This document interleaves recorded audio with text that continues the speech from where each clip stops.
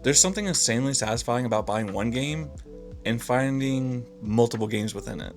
As a collector, I love finding games that have bonus games, hidden classics, arcade ports, or even entire retro collections packed inside them.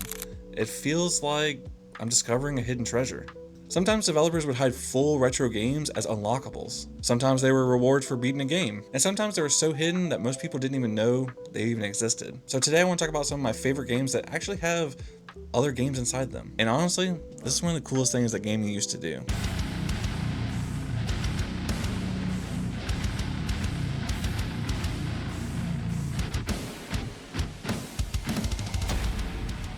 One of my favorite things to look for when game hunting is games that have full-blown games within inside their games. If that be unlockables or if it's advertised on the actual game case itself, I gravitate towards these kind of games because you're getting more for your value. This happens across a lot of different consoles, and I think we should talk about that today. With my last video being about PSP, I've been looking and buying more PSP games, and one of the games I stumbled upon was Castlevania: The Dracula X Chronicles. Now, I'm a huge Castlevania fan. I personally really enjoy Super Castlevania on the Super Nintendo, so I had to pick it up. So I looked on the back of the case and I realized there's also Symphony of the Night on here, and made me kind of want to get into it. Now, this game is Rondo of Blood, but it's also not. It's kind of like a redone remaster of Rondo of Blood. Some people may like it, some people may not. I personally do. But also on the back of the case is Symphony of the Night, which I thought was going to be unlocked right out of the get-go, but to my surprise, it wasn't. You actually have to find Symphony of the Night within Rondo of Blood to be able to unlock it, which can be found in a hidden stage for Stage 3. And I thought that was very interesting, and then I didn't even realize you could unlock the original Rondo of Blood as well. The original Rondo of Blood is actually unlockable on Stage 4. So it's kind of like getting 3 games within one little PSP disc. Got the remake of Rondo of Blood, Symphony of the Night, and now the original Rondo of Blood. I just thought that was interesting. I'm overflowing with the blood of the vampire hunter after all. I need to let a little out once in a while. Speaking with the PlayStation theme, did you know you can get all 3 original Splatterhouses on the PS3? Splatterhouse is an iconic game series that I didn't even know about until I got a Wii. Yes, I was playing Splatterhouse 1 on my Wii through the Virtual Console, and I absolutely loved it.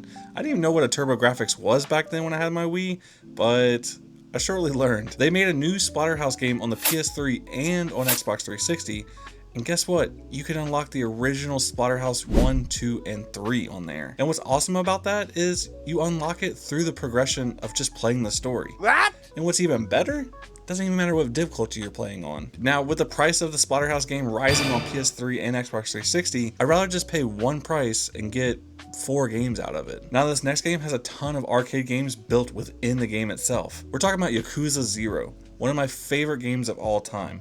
I was very late into the Yakuza series, but I started off with Zero because that's what I've heard is the best Yakuza game, and it did not disappoint. Now, there's about 4 arcades in here, but all pretty good gems. Space Harrier, Fantasy Zone, Outrun, and Super Hang-On. With Super Harrier and Outrun immediately available for play, you do have to unlock the Fantasy Zone and Super Hang-On. You will have to max out some friendships to be able to get Fantasy Zone and Super Hang-On. But let's switch off of PlayStation for a minute and let's look at the N64. Did you know there's not just 1, but 2 games hidden within Donkey Kong 64? Yes, you can unlock the Donkey Kong arcade within Donkey Kong 64. 1, you'll have to have access to the Frantic Factory, but 2, you'll have to complete the Blast Barrel course. And once you've done that, you'll have to use the Learn Move Gorilla Grab to activate the arcade lever that's right in front of the arcade machine. The first time you play through it, you'll get a golden banana, but the second time you play through it, you'll get a Nintendo coin. And if you want to be a completionist, you gotta get that Nintendo coin. But not just the Donkey Kong arcade is in here,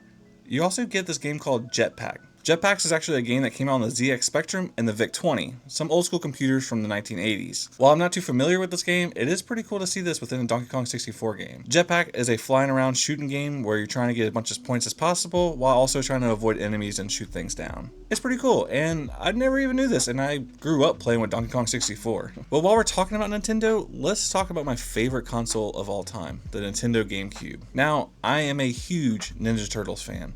I have a ton of Ninja Turtle figures and VHS and Really anything and everything. Well, of course I had to get the video games for it as well. The Nintendo GameCube had a ton of Ninja Turtle games. I'm pretty stoked to find out that TMNT Battle Nexus, you're actually able to unlock the full TMNT arcade. Yes, you're getting the full arcade cabinet within Battle Nexus. That's pretty dope. You can unlock this game by finding the artifact on level 9-1. Once you find the item, you bring it to April O'Neil, she appraises it, and there you go. It's right there in the main menu. I wish I knew this information growing up because that'd been pretty sick to know. Another game within the series is Mutant Nightmare. And guess what? It also has a TMNT unlockable game. That being TMNT Turtles in Time, one of the best TMNT games of all time. And to be honest, I didn't even know about this until recently. All you gotta do is complete all 16 missions in episode 1, and Turtles in Time is yours. One of the best TMNT games ever to be created.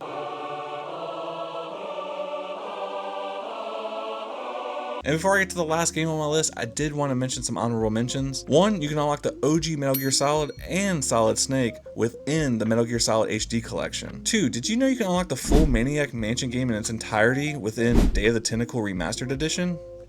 I didn't know that. And 3, you can unlock the NES versions of Contra and Super C within Contra 4 on the DS.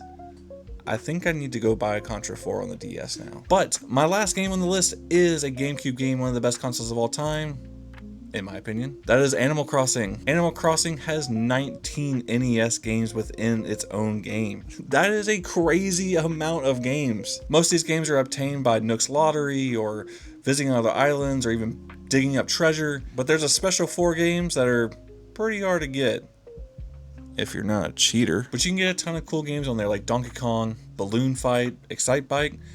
But there's 4 special games that you're gonna have to be a cheater. A dirty, dirty cheater to unlock.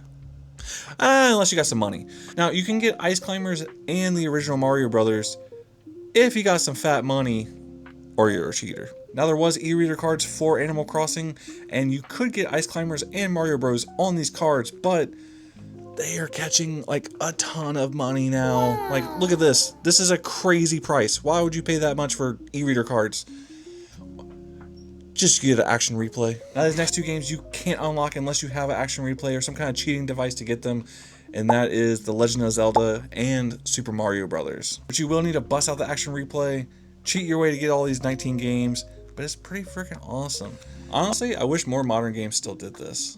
There's just something awesome about discovering an entirely different game within another one. And as a collector, it makes their release feel more important, more replayable, and honestly just more fun to hunt down physically. So let me know in the comments below, what's your favorite game that has other games within it? Because I know there's some crazy ones I definitely did miss. But I'm Cameron, this is Retro Carnage, peace.